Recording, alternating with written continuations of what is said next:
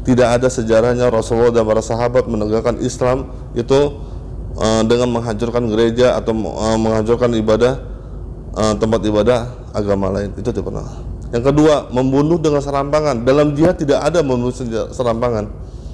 Membunuh anak-anak, membunuh wanita, membunuh orang tua, bahkan membunuh pastor atau misalnya pendeta, itu tidak diperbolehkan. Itu ada adab dan hukum dalam jihad itu harus diperhatikan.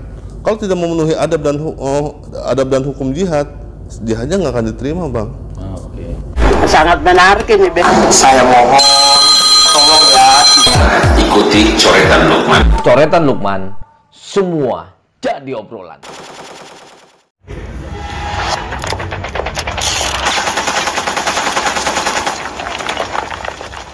Jangan lupa di-subscribe ya. Assalamualaikum Mas Iqbal. Waalaikumsalam, Bang Lukman. Gimana kabarnya, Bang? Alhamdulillah baik. Bang Iqbal gimana? Baik juga ya? Alhamdulillah ala kulli hal. Oke. Bang, ini pengen nanya nih. Akhir-akhir ini kemarin ada ledakan di Makassar, teror. Ini jelang Jumat Agung. Ada yang mengaitkan ini adalah pengantin baru dan terafiliasi sama ormas tertentu yang katanya sekarang dilarang. Abang ngikutin ini nggak, tahu nggak? Gimana sih ceritanya tuh? Oke. Kalau misalnya saat ini adanya bom di Makassar dan juga dikaitkan dengan ormas terlarang yaitu FPI, dikaitkan dengan ISIS atau JAD, secara histori, secara latar belakang, secara dasar pemikiran itu sangat jauh berbeda. Sangat jauh. Contoh misalnya FPI ini sangat NU banget. Oke. NU banget dan sangat Pancasilais banget, sangat Indonesia banget. ISIS ini sangat, kalau bahasa kasarnya tuh sangat Wahabi banget, sangat internasional dan ingin mengganti apapun dasar negara di seluruh negara yang ada di dunia. Makanya kalau dibanding antara FPI mendukung ISIS sangat jauh.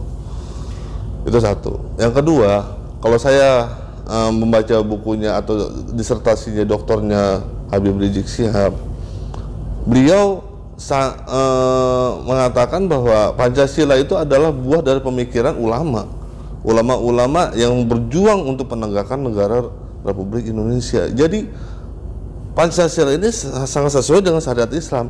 Sedangkan ISIS ingin menggantikan Pancasila. Sangat jauh beda. Jauh banget. Ini kira-kira kalau sampai mereka ada yang mau jadi pengantin segala, itu apa sih sebenarnya? Kalau yang abang pernah di lingkaran-lingkaran sana itu, apa sebenarnya di dalam anganan mereka? Bener nggak sih kalau bunuh diri itu terus masuk surga dapat bidadari gitu? Kaidah dasar untuk jihadnya aja, kalau ditanya antum mau apa jihad? Oh, saya mau mati syahid. Itu aja udah salah. Ya, ya itu istimbat pengambilan hukumnya aja itu udah salah. Karena apa? Tujuan dari jihad, kalau misalnya kita mengkaji hadis-hadis Rasulullah, mengkaji ayat-ayat Al-Quran, itu adalah li'ilah kalimatillah, menegakkan kalimat Allah, ya, menjaga izzatul Islam wal muslimin. Bukan untuk mati syahid. Mati syahid itu, syahid adalah anugerah.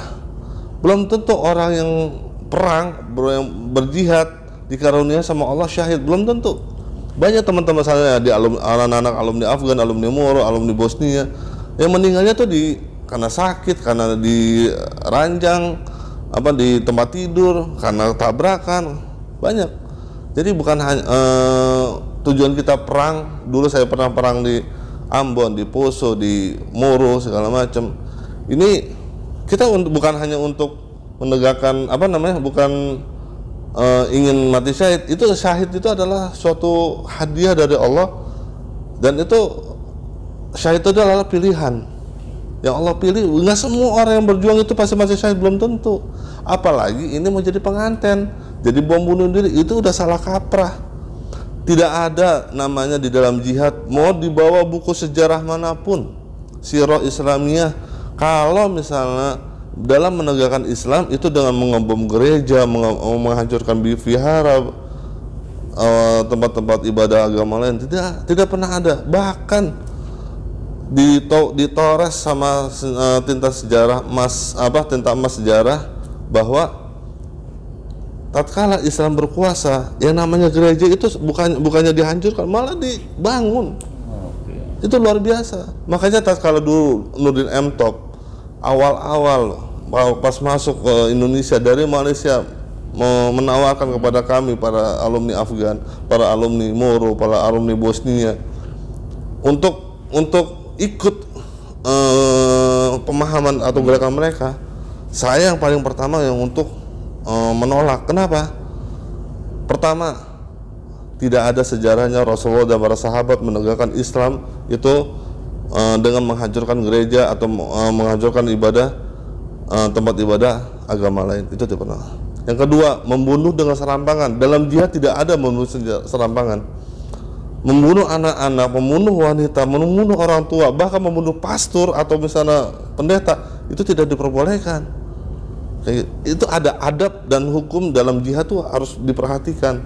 Kalau tidak memenuhi adab dan hukum jihadnya nggak akan diterima, Bang. Oke. Terus kira-kira mereka dapat dari mana itu kepercayaan itu? Kalau setahu abang, pernah nggak abang sampai sekarang abang masih komunikasi nggak sih dengan ya orang-orang, saya nggak ngomong mereka teroris ya, tapi orang-orang yang punya pandangan berbeda lah gitu kira-kira? Kalau sampai sejauh ini sih, kalau untuk silaturahmi pernah ada, istilahnya ketemu, saya hello, telepon, WA segala macam ada. Tapi kalau misalnya saya bahkan bukan hanya ini ya, saya berusaha untuk merubah buat bidadari, mereka mati syahid dijemput sama 72 bidadari, mereka semangat. Sangat salah. Sangat salah. Jadi karena mereka pemahamannya kurang, dicokoknya kayak gitu, dikasih, mohon maaf ya Bang, yang kemarin di Makassar itu bukannya bom, mercon itu Bang. Kenapa? Begitu saya lihat asap, asap ini sulfur, ini belerang.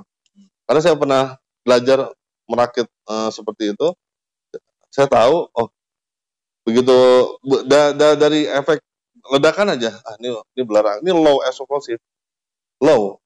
Makanya tidak menghancurkan bangunan sekelilingnya. Mereka hanya ya yang di bawah badan menghancurkan diri sendiri, yang lempeng langsung masuk neraka itu. Emang dari jaringan itu jadi